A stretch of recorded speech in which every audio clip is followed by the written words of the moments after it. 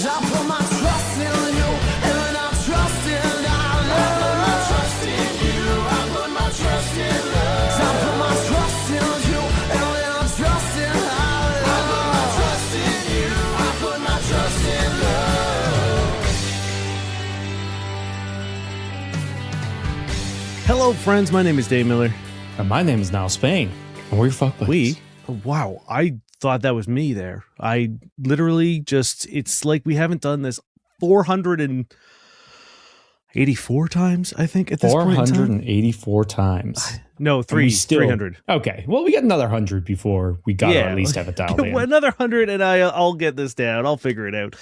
We're a sex and dating advice podcast where we take your sticky, sexy situations and turn them into sexy, sticky situations. To put it simply, and why wouldn't we? We find questions either online or from our wonderful listeners, and we answer them right here, right now, on the topics of sex and also the topics of dating and everything in between. You know? Oh. I'm real sad. I have a neon light above me usually that gives me a nice radiating glow. But now it's fucked, and now it just strobe lights if I plug it in. Oh, so fun. I was gonna say though, you look crisp, so it doesn't look bad. Maybe this light has been fucking me this whole time. I can't get my light together. I always look like a ghost or a man dying of heat. I don't know how many lights you have. I used to have 4. Now I only have 3 going. So now I've got 2. Is that better? Yeah. This is bad audio. This is engaging audio. Terrible. We need to be fired. And you know what? You're fired, Dan. I'm sorry. Okay.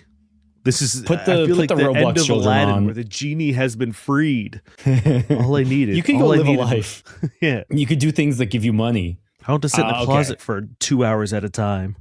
This week, we're talking about first time having sex with boyfriend didn't go well. Am I overthinking it? I'm bringing him back from last week because we didn't do it. Mom got mad. I had sex in my room. How big of a deal breaker is not having a car dating in Toronto? Waking up a blowjob. Waking up as a blowjob. He said a lot of words that weren't the words I wanted to say, but I'm not going to correct myself. So that's fair. We're podcasters. We can say whatever the fuck we want. Yeah. In case you'll have to listen to the end of the episode to figure out what the fuck I was trying to say. Women cause COVID. We're two men. We're 2 men with a podcast. We have to yell that contractually every 20 episodes. Oh, I thought this was like the start of a bit and not just what you think, my own personal stance things on COVID. Yeah.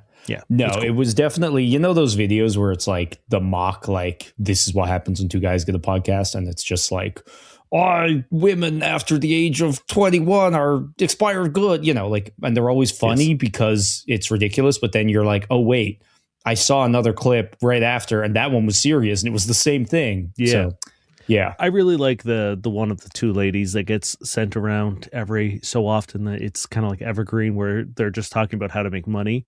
And they're just like, if you save $1 every day for a year, that's $365,000 that you've made. It's like, it's very good. I like that.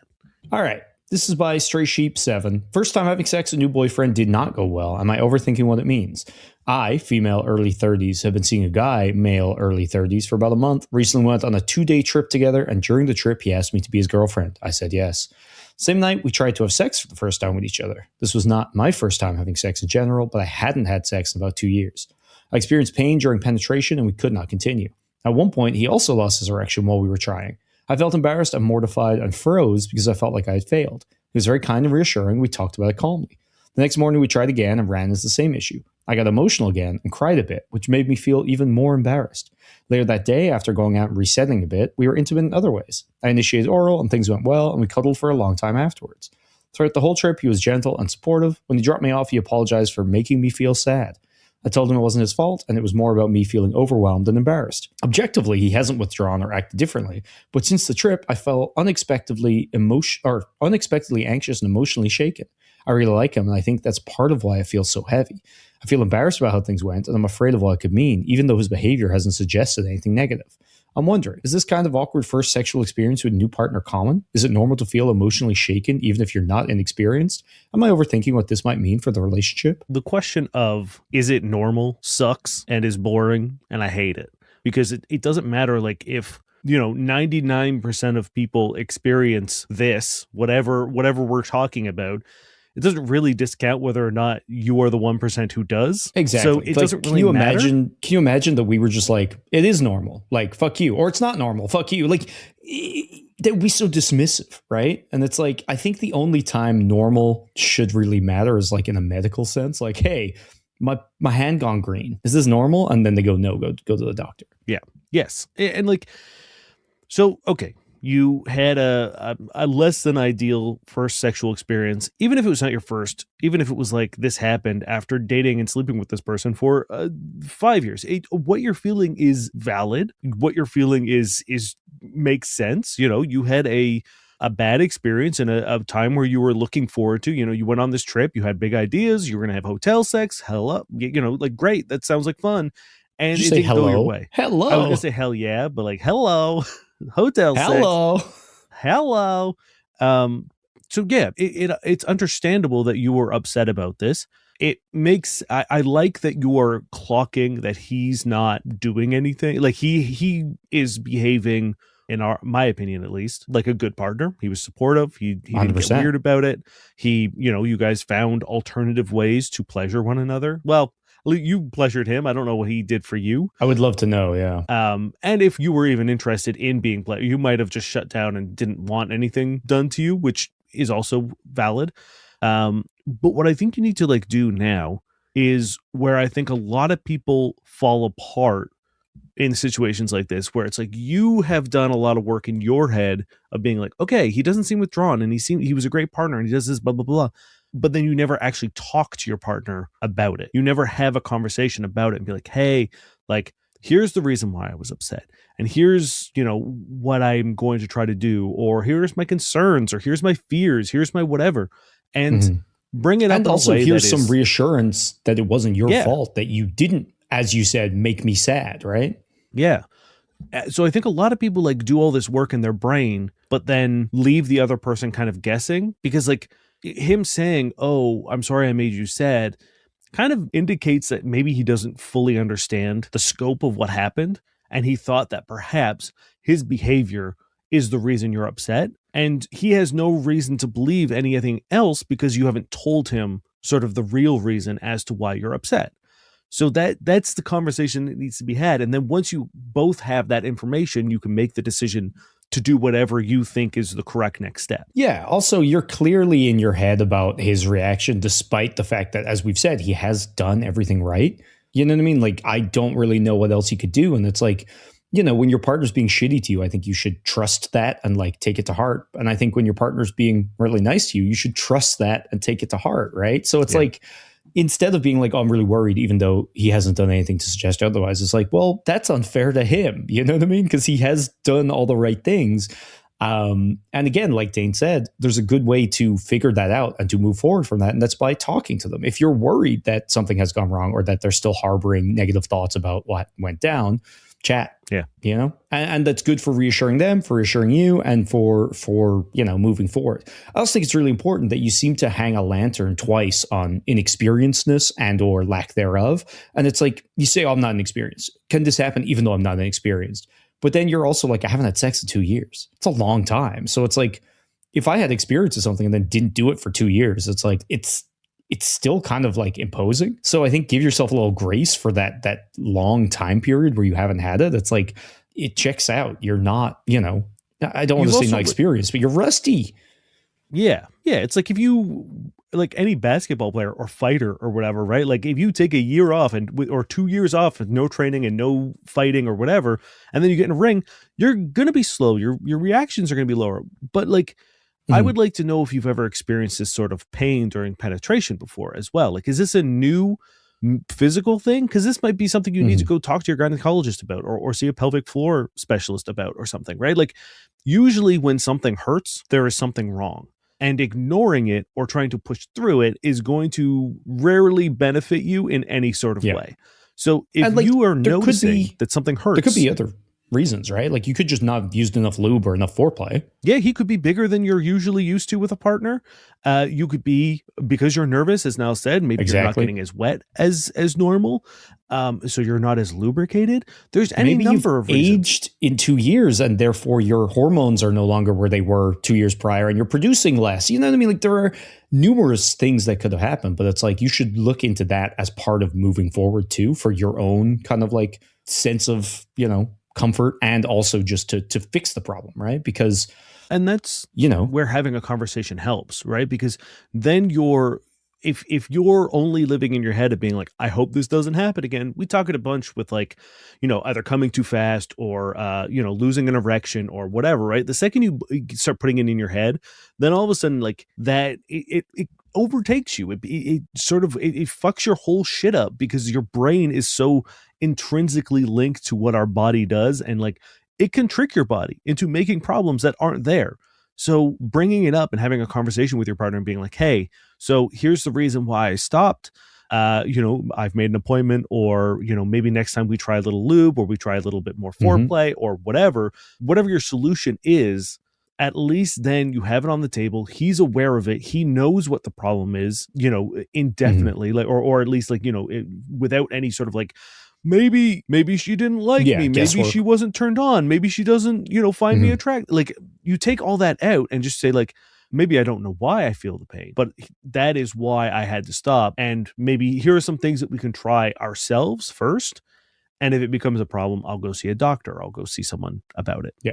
And then again, reassure them, be like, I had nothing to do with you. And then also be like, I really appreciate that you were so kind and caring and like looked after me during this. You weren't weird about it. It made me feel really great. Like, because then they're going to feel good. They're going to be reassured, and, you know, you can move forward. And it's just like, you say, am I overthinking what this might mean for the relationship? Yes. But the thing is, what's important is what this might mean for the relationship based on how you act, right? If you do this, if you reassure your partner, you open channels of communication, you're kind, you're caring, you move forward, and you like keep in touch about it, this could be great. This could be the start of a great relationship. If you freak out, if you get weird, if you get in your own head, and then you kind of like double down and withdraw and blah, blah, blah, and you don't trust the nice, kind things that your partner has done for you, this could mean something for your relationship, but none of it's good. And lastly, I just want to talk about him losing his erection. It feels like you're hurt by that, which I think is kind of totally unfair, given that like you also went through like a similar thing, and you know it's nothing to do with them.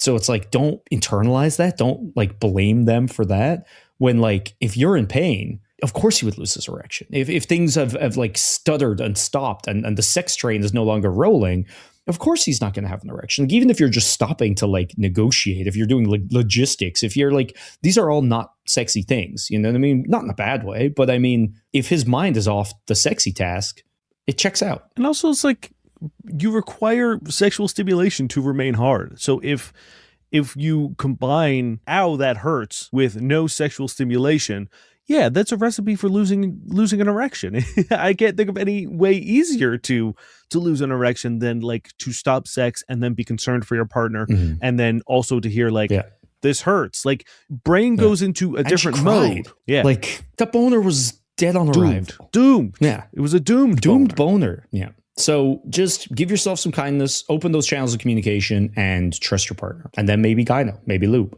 Yeah, you have options to go, and then like, we're not doctors, so figure it out. Try the things you can do, and then if those don't work, we are doctors. Or are we? We're not. Yeah, we're not. But that's not to say we couldn't at some point become doctors in the future. That's all I'm saying. Yeah.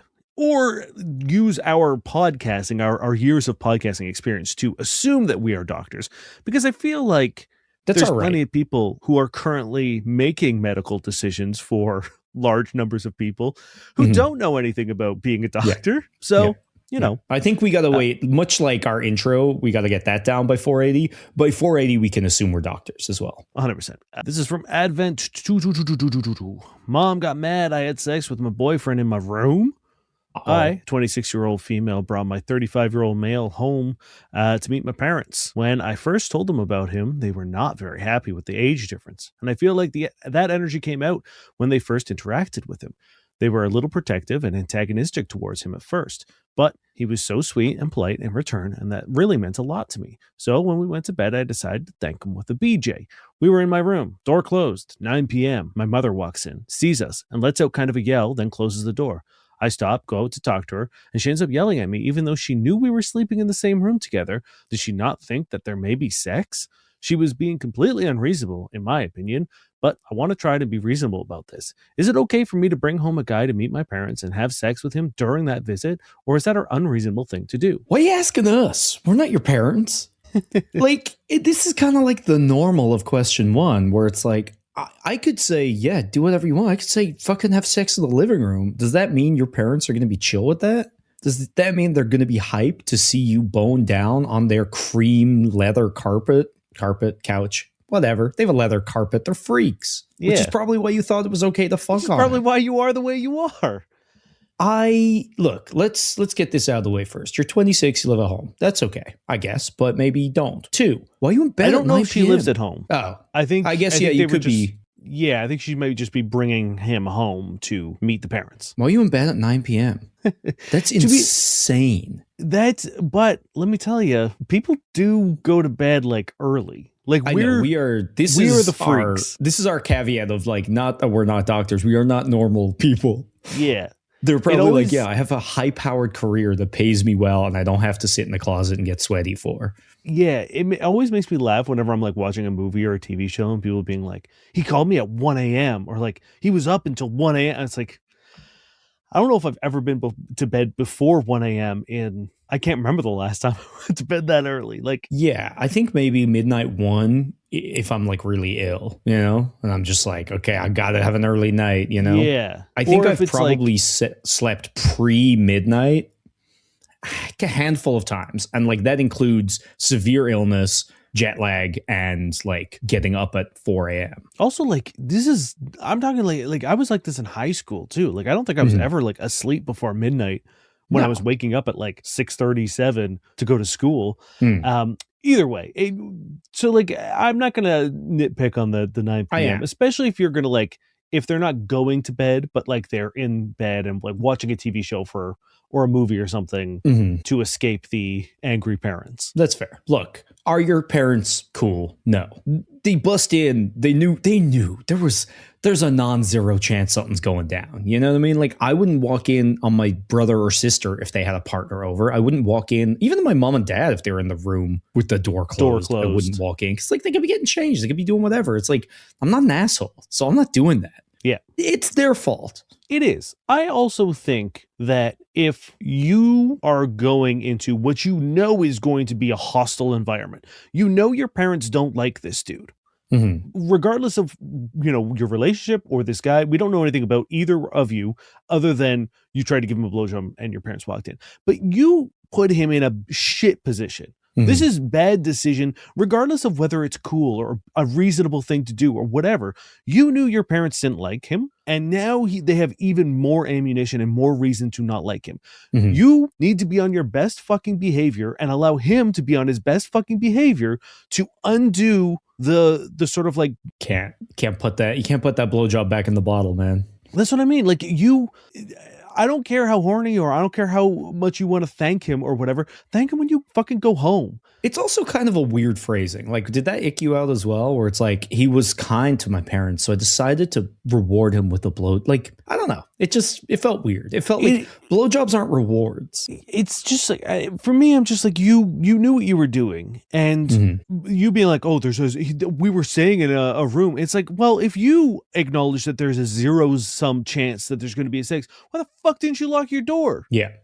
And that's I don't know. Another thing. It's like, if you're having sex at home, right?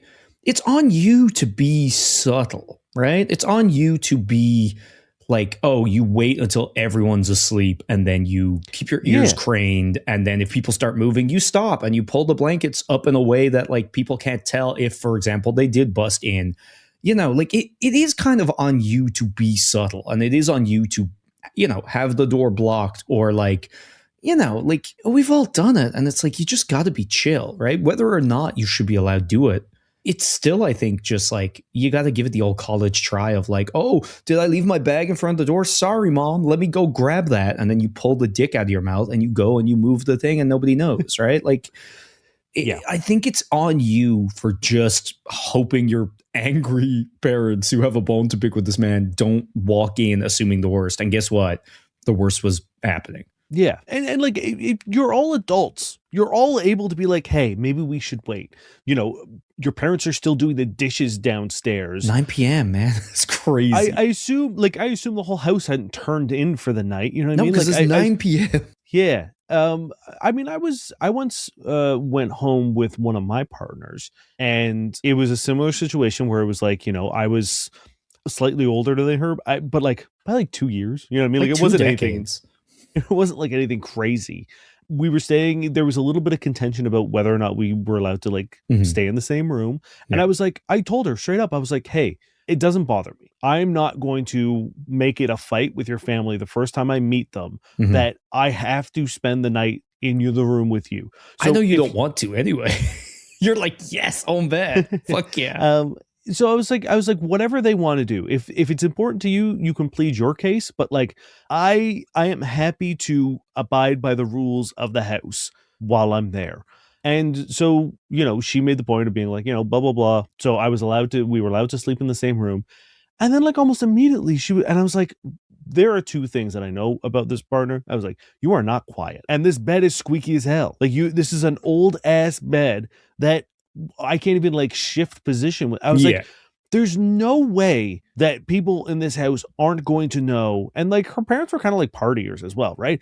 So like we went to bed early to, you know, cuddle and watch a movie and just kind of like take a break from the familyness of it all.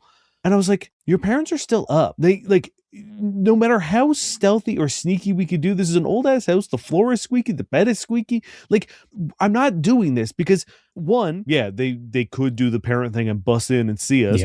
Or two, it's going to be real weird the next day of being like, oh, there's the guy who, you know, really couldn't spend one night away from our daughter. Yeah. It's kind of just disrespectful. You know what I mean? Yes. Again, if you can get away with it, sure. You know what I mean? I'm not going to lie to everyone's face and tell them that I'm not super down to have a little sneaky sex, but I'm going to put in the work to make sure that no one's busting in because that would suck for everybody involved. Right.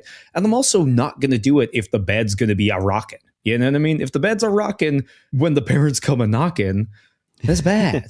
You know what I mean? Like, I'm not going to be fucking rude. I'm like, look, I'm horny. So ergo, we got to ruin everybody's fucking day. Tomorrow's going to suck. You're going to have to deal with this for years. I might break up with you next week and then I'm scot-free. Like, no, fuck that. So look, should you be allowed to have sex in your room?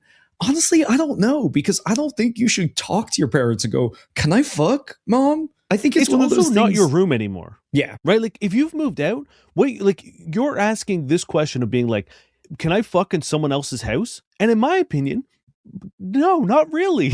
You know what I mean? Like, no, don't. I think it's weirder to ask than it is to do it. 100%. Yes. You know what I mean? Like, I think imagine sitting your parents down and being like, hey, so we're going to fuck. No, that's strange. So if you're going to fuck, you have to make sure that there is essentially zero chance that you're going to get caught. You have to jump through every hoop. Exactly. Or not do it, right? It's like, it doesn't matter if you should be allowed to. And again, why should you be allowed to? Yeah. And I'm fully on board. I want you to fuck. I think you should be fucking. I just don't know if you should be allowed to. And yeah, again, it's just like you put this poor guy in the worst position imaginable because like they will never like him. No. Right? Like this will always be Bless you. Bless you again. Ooh. You made a cartoon sound after the second one. They will never like him. This will be a ammunition against him forever. They already don't like him, and now she has seen you defile her sweet young daughter. It's bad. You've like ruined this dynamic forever. Yeah, you did a bad thing. Not that you did a bad thing. You did a thing badly. No, you did a skill issue. Blowjobs are bad and immoral. What would Jibo say? What would he say? All right. 791. How big of a deal breaker is not having a car for dating in Toronto? 23-year-old male, been on a couple of dating apps before, and I see on social media that it seems to be a deal breaker to a good amount of women. Maybe it could be also because I don't live in the core, but I notice a lot of dating app bios from women do state they want to be a passenger princess, which means they basically want a man with a car to drive them around, and they put in their bios they love to go on night drives. From seeing this, I was wondering if not having a car is a big deal for a guy in Toronto.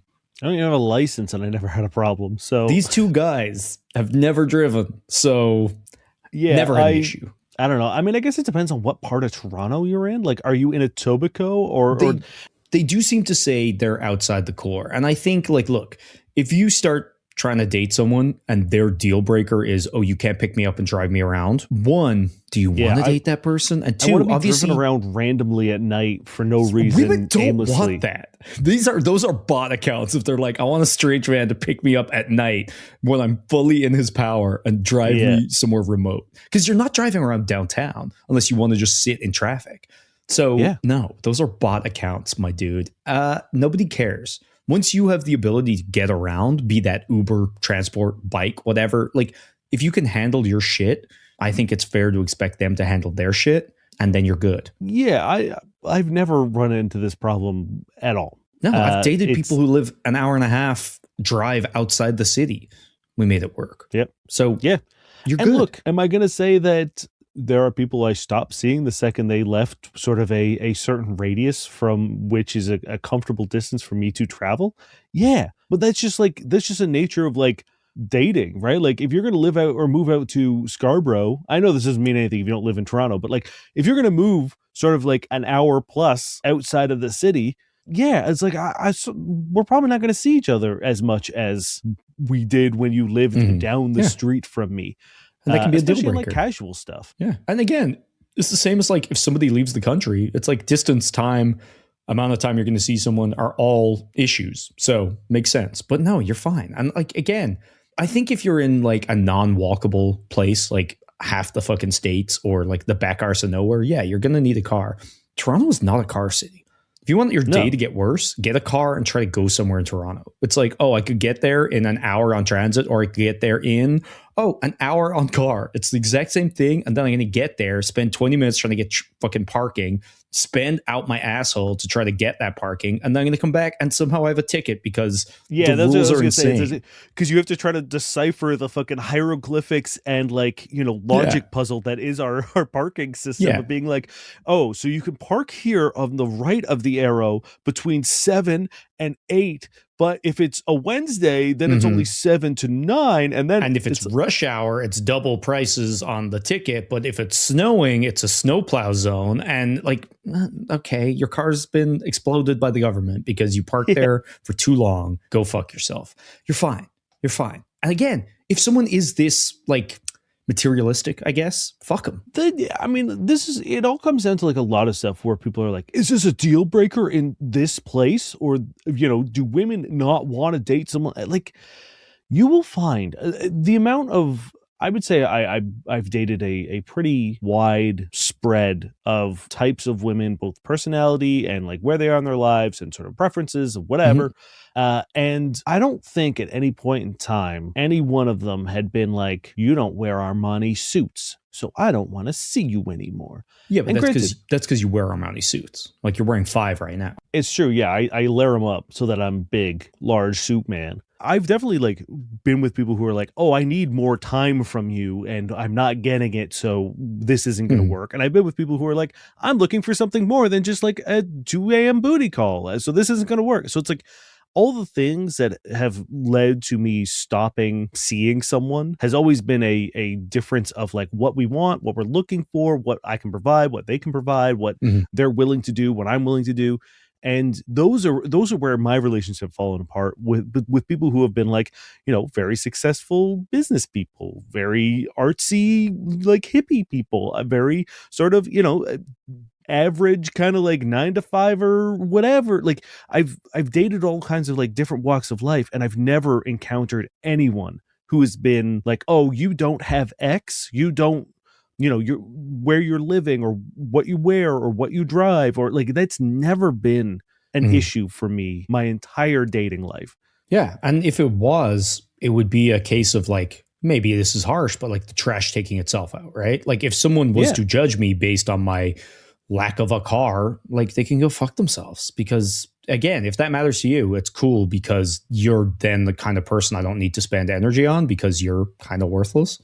Yeah, I mean, like I'm sure there were people who gave that energy or who pish posh the fact that like I lived in the West End and not downtown or whatever, right? Like, and when it gets like, I don't see that as like me losing a potential partner. I see that as you kind of said, is like I see it as sort of like, oh, this isn't like I have no interest in dating you, and it doesn't matter what you look like or whether I think you're attractive or not, or whether we had good banter. If this is your priorities, it's the same way as like you could be like, is being a left-wing person bad for dating? I've noticed a lot of, or like the opposite, right? Like what you're describing is a fundamental, regardless of what they're looking for. If they're saying, oh, hey, I need someone to be, X height, or I need someone to be drive this kind of car or have a car, and I need someone to like live in a condo or whatever, right? Like any sort of like thing that they are looking for. I feel like I want to go against you because you said it's the same as like being left wing or whatever. Well, I think that's totally different because like if you're left wing and like, or someone doesn't like you because you're left wing, it's like, that's actually pretty important because it's like, like let's say, for example, I don't like someone because they're right wing. It's not me just being like, you need a car. It's me being like, hey, you hate, people who are minorities and you're a homophobe. Go fuck yourself. What I'm saying is those are indicative of a personality. Those are indicative of values, right? So it's like they're a little less extreme than someone being like, I'm a conservative or I'm a far right, whatever, right? But someone saying I value material things over your personality or what you bring to the table, that those are judgments and values that someone inhabits that I think. So it's like you shouldn't be looking at like, oh, I'm not going to get a date with this person because I'm not driving, so I've lost out. It's no, I don't want to date someone who puts so much value on someone's worth based on, and so I feel like people need to, and zoom it's not out. a you issue, right? It's a them issue. That's the thing. It's like, shit, I don't have a car, I'm lesser. No, it's this person's judging people based on this. Like you could be a piece of shit and have a car. Look at half the people with cars. Yeah. Exactly. Or the same thing of like if someone's looking for someone, be like, oh, like the 666 value, right? You like, need to be Satan. Yeah. It's like if like anyone, just because you have a 6-figure bank account or job doesn't make you a good person. But if that's what you're looking for, then it's indicative of the kind of person that you are, that you're willing to overlook, bad people or people who are shitty because of a dollar value. That to me is the same thing as someone being like, I'm right wing. I'm like, oh, okay. Sure. Yeah. I'm not going to vibe with you. Your core principles and the thing that matter to you, are bad to me and I hate. So I don't care if it's the same way. It's like I've definitely matched with people and when things were getting more politically charged, I had on my profile being like, I'm not interested in dating conservatives and I'm not interested in dating cops and I'm not interested in dating like these kind of people.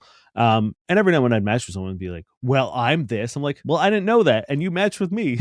Like, why'd you fucking swipe? Yeah. Like, did you just match with me specifically to yell at me about this? Cause like, now's the point where I say, cool, I don't want to date you. And then I match with you. I feel like they probably didn't believe it because like, I do think conservatism is based so much on like, oh, my values aren't rigid. My values are like my team. You know what I mean? Yeah. So it's like they don't have a thing they stand by, right? Which is why I think they're so confused when like, people are like, oh, Bill Clinton's in the files. And everyone's like, yeah, cool. Arrest him. And they're like, what? And it's like Trump's in the files. And they're like, oh, we support him. It's like, what are you doing? It's like Anyway, we could get into I bet it's also probably because most dudes, the second they're called out on their values, probably fold and probably like, if they're hot enough, you know what I mean? Like the woman is attractive enough. They're probably like, well, maybe for you, like, for sure. I'm sure that a lot of conservative women find that dudes will kind of bend over a little backwards to make it work for them if they're getting attention and they're not used to it. So,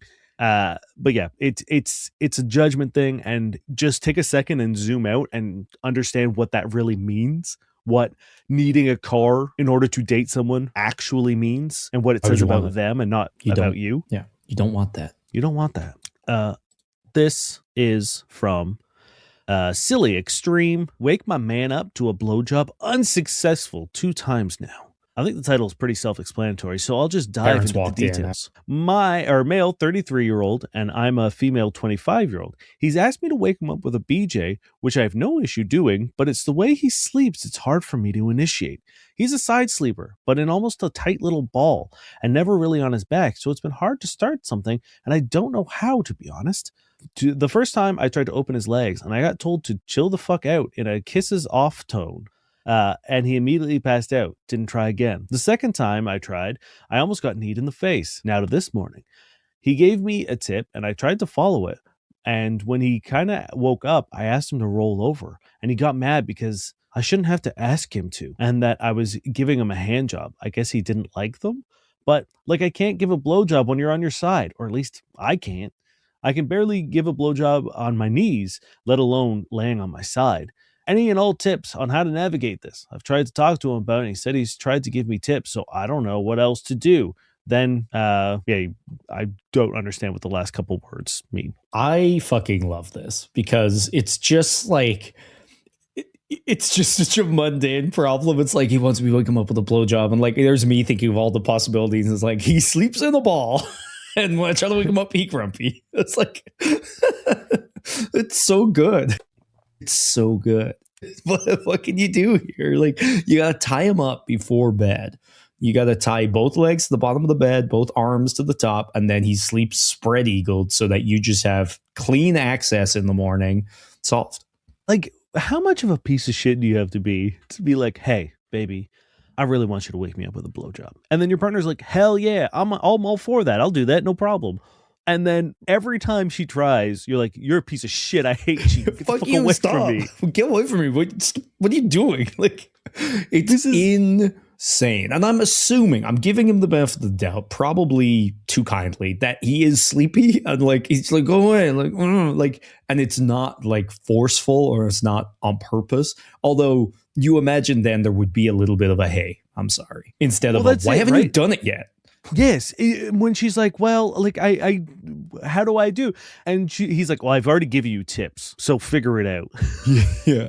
Like, I will say, I'm confused that she's like, I can barely give a blowjob on my knees. I don't know how to do it on my side. That's confusing to me.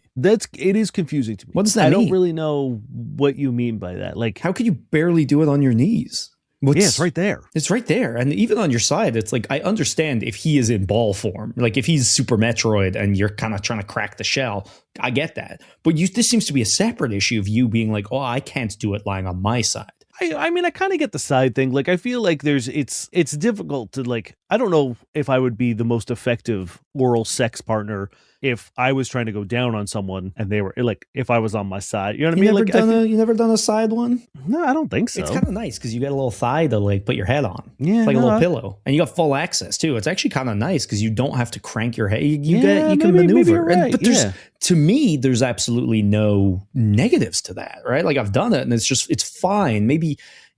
And anything that would be a negative would be negligible, right? Yeah. To the point where I don't imagine it would be brought up in this question. And even then, I'd still probably be less hanging a flag on it or a lantern or whatever you want to hang on this. If she wasn't like, I could barely do it on my knees anyway. What does that mean? Yeah, that is confusing to me because I feel like that's the easiest blowjob you would imagine. Never given a blowjob, so maybe I'm talking out my ass here.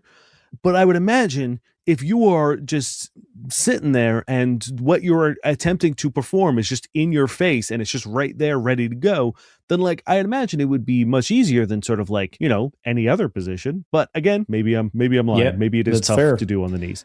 I am very tickled by this. I just love that he has turned his body into an escape room and you are not able to solve it.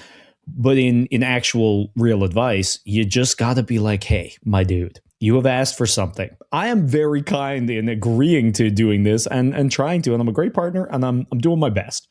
And you're giving me zero help. And every time I've tried, you've kind of been rude and like yelled at me. So it's like, how am I supposed to do this when you will not unball, you know? And when I try, you get aggressive. It's like, surely, you know, and try to have this conversation. And like, it seems like you have, and he's just kind of been like, you got your advice, so fucking come up with something. Yeah. And that sucks. Yeah, I mean, like, you need to lay down sort of like a chronological order of events like you've done here, right? Be like, look, I would like to do this. You do sleep in a, as Niall described, Super Metroid ball. Yes. And that makes it impossible for me to give you a blowjob without waking you up. And when I try to pry you open like a fucking, oyster, you get angry at me and you yell at me and you're like, oh, so what am I supposed to do? Am I supposed to like slither between your ball form? Like, that's not going to work. You have to know I cannot. So like, I need to open you up to get in. And you will not allow yourself to be opened. You've told me to ask you to roll over onto your back, and then when I did that, you got mad at me. So all the things you've told me and all the things you've asked me to do, I have attempted those things, and you've been pissed. You've been shitty about it. So I am starting to think that sleepy you does not want the same thing as horny you. Yes. And that's fine. Because like I also, in my head, I also like the idea of being woken up by a blowjob. But then I think of the words that I just said, and I hear the word woken up. And I don't want it anymore. Yeah. Leave me alone. Let me sleep. That's fair, right? And it's like maybe like if it was without this guy's like input, I would probably like if you hadn't already had these conversations with this guy, I would probably be like, hey, maybe waking him up is more like he wakes up and then immediately gets a blowjob. Yes. As opposed to like a literal, like you have to wake him up via the medium of blowjob. Also, he almost needs you. Like this is not sexy.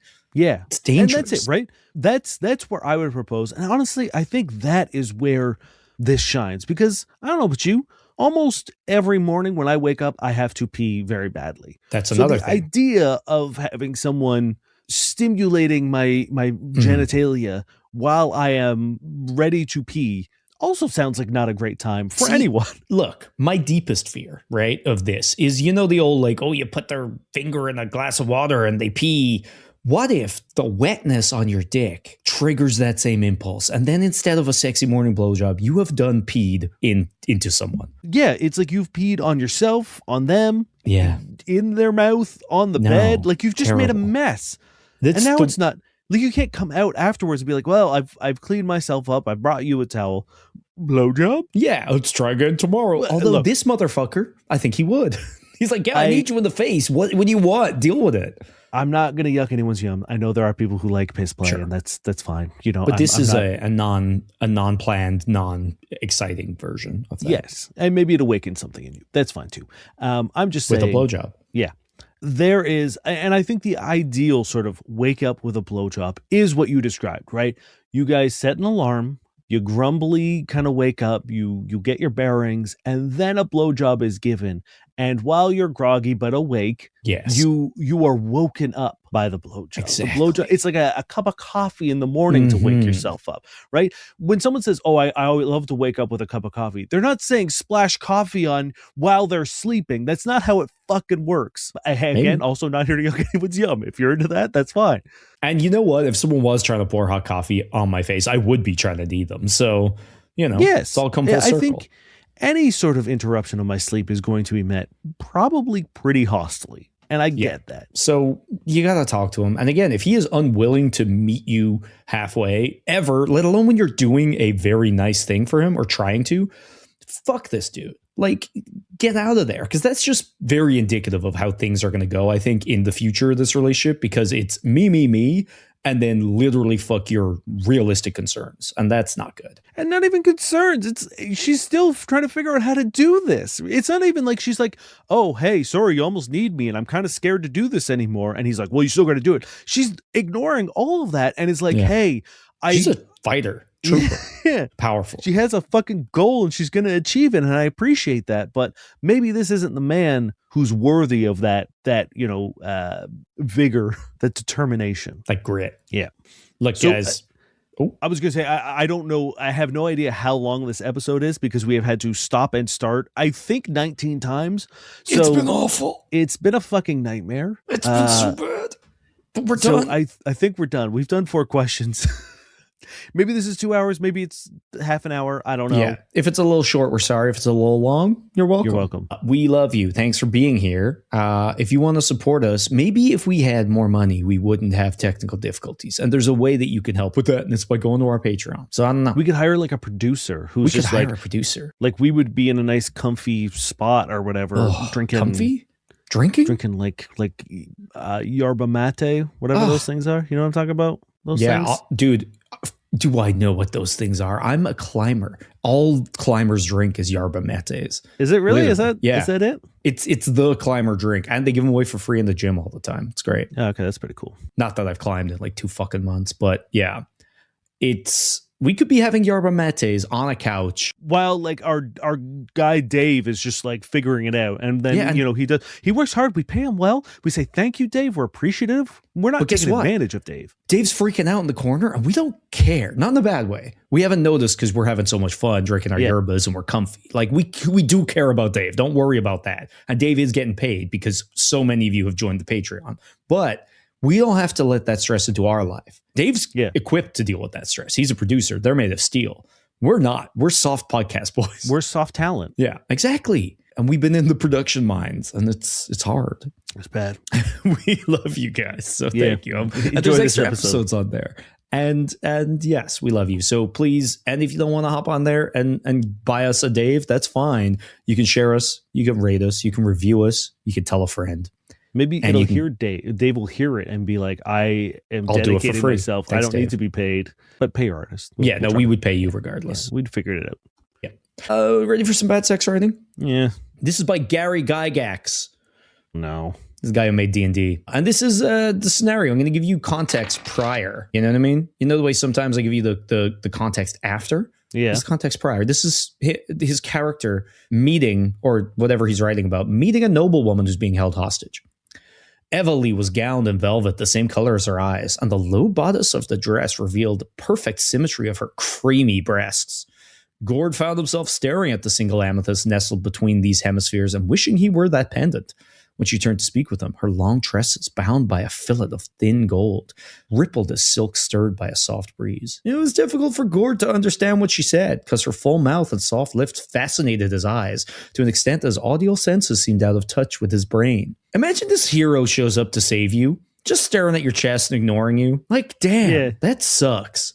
It is kind of indicative of what a D&D player usually does, in the sense that they are ignoring and fucking around while the NPC is giving vital and crucial quest information. Yeah. It's usually not, well, it sometimes is horny, but like usually in a cooler way. Yeah, not as objectification-y. Yes, it's true. But it is certainly true to form in terms of distraction and not listening to the NPC that a GM has put a lot of effort in creating, and the narrative that they've weaved. Meticulously crafted, and is telling us the one thing we need to know, and then in 3 sessions we'll be like, wait, what? There was a door that whole time? All I remember are those hemispheres. It's true. My The name's Dave Miller. creamy hemispheres. And I'm Nas Fane. We've been your fuck buddies.